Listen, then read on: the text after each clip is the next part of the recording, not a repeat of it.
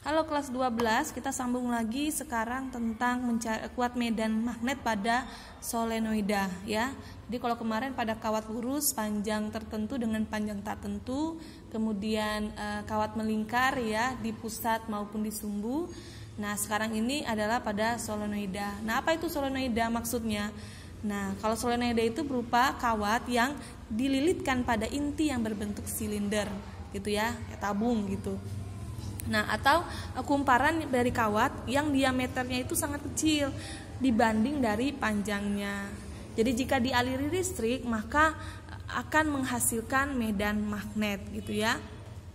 Nah, kita dengan kaidah tangan kanan untuk menentukan arah medan magnetnya itu, anak-anak lihat B ini sebagai B itu kan artinya adalah medan magnet ya. Nah, jari jempol itu menandakan si B-nya. Sedangkan 4 jari itu menandakan dari arah I-nya atau kuat arusnya. Dengan gambarnya ini Anda perhatikan, ini adalah kawat ya yang dililitkan pada si silinder ini gitu. Ini modelnya contohnya misalnya ini silindernya, kemudian Ibu lilitkan kawat gitu ya, maka seperti ini modelnya gitu ya. Kawatnya dililitkan dengan I-nya, arah I-nya ini adalah naik ke atas ya. Ini kamu lihat dia naik ke atas. Gitu ya, ke atas gitu kan. Nah, arah B-nya itu dia akan ke arah kiri gitu ya. Nah, arah kiri ini berupa arah utara gitu. Karena kan magnet itu arahnya dari utara menuju ke selatan. Di luar magnet ya, kalau di dalamnya itu dari selatan menuju ke utara. Jadi kalau di luar magnet itu kan seperti ini arahnya. Gitu ya, dari utara ke selatan sini ya. Tapi kalau di dalamnya dia mengalirnya ini dari arahnya ya, dari ini selatan ini kan ke utara. Begitu. Sekarang modelnya dibalik, misalnya seperti ini model lilitannya Ibu balik ya kan, dimana arah I-nya adalah arah I turun ya, 4 jari Ibu kan arahnya turun ya ke bawah. Nah, si B-nya ini ya kan ke sebelah kanan ya kan, berarti sebelah kanan ini adalah utaranya begitu.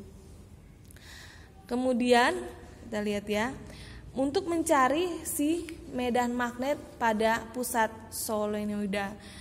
Untuk mencari medan magnet pada pusat solenoida itu adalah μ0 dikalikan I dikalikan N per 2L.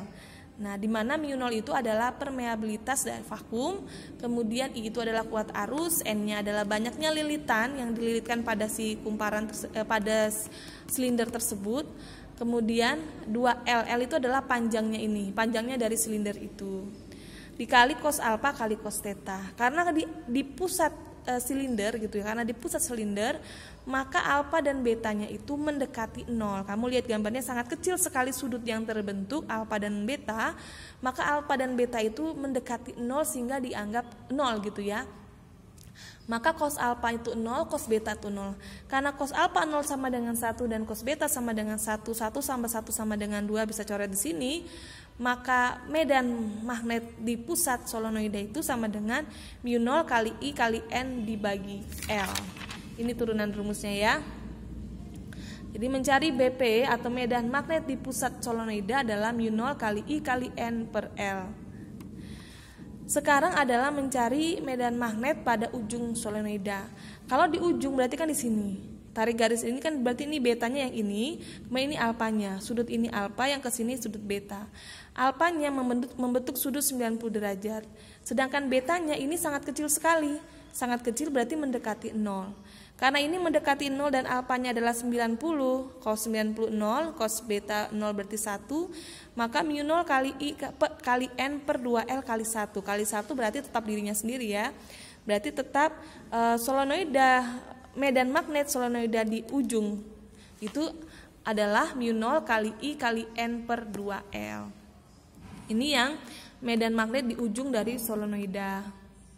Dan kita sambung adalah mencari kuat medan elektromagnet pada toroida. Apa bedanya toroida ya? Seperti apa toroida itu Bu gitu. Kalau toroida itu adalah kawat yang dililitkan pada inti yang berbentuk lingkaran. Jadi kalau solenoida itu pada inti yang berbentuk silinder, toroida itu pada inti yang berbentuk lingkaran, begitu. Atau merupakan solenoida yang intinya dibengkokkan sehingga membentuk lingkaran, begitu. Untuk menentukan si B-nya kita pakai kaidah tangan kanan juga, tetapi ingat bahwa medan magnet itu merupakan besaran vektor. Karena dia besaran vektor, maka arah medan magnet itu tidak mungkin melengkung gitu ya, tetapi berupa garis lurus. Sehingga karena dia berupa garis lurus, maka medan magnetnya, arah medan magnetnya pada toroida itu adalah berubah-ubah gitu ya, tidak satu arah gitu. Kalau pada solenoida kan satu arah ke kanan atau ke kiri gitu kan, tetapi pada toroida itu dia arahnya berubah-ubah. Contoh misalnya yang ini ya, ini dia naik ya, berarti naik, berarti kan arah B-nya ini ke sebelah kanan. Kalau dimiringkan sedikit ya kan, ini kan miring segini, maka arah B-nya ke arah kanan tapi agak miring gitu ya. Begitu pula yang sebelah sini, maka akan lurus ke atas gitu ya, ke atas. Ke bawah misalnya ya, maka akan ke sebelah sana. Begitu seterusnya sehingga nanti akan membentuk sebuah putaran arah dari medan magnet tersebut. Nah, untuk mencari berapakah medan magnet pada toroida, anak-anak bisa menghitung dengan mu0 kalikan I kalikan N per 2 pi A. Ya, berbeda tadi dengan 2 LA, tapi ini karena modelnya lingkaran maka dibagi 2 pi A. Di mana A ini adalah jari-jari dari toroida itu.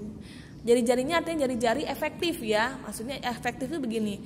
Ada 2 jari-jari, ada jari-jari luar dan jari-jari dalamnya gitu kan. Nah, A ini adalah rata-rata dari jari-jari luar maupun dari jari-jari dalamnya. Tapi kalau disebutkan di soal langsung misalnya toroida dengan jari-jari sekian, berarti itu sudah adalah A dari si toroida itu, begitu. Tapi kalau disebutkan ada jari-jari luar dan jari-jari dalamnya, maka yang kamu ambil A itu adalah rata-ratanya ya, dimana R dalam tambah R luar dibagi dengan 2 gitu. Nanti lihat tergantung soalnya.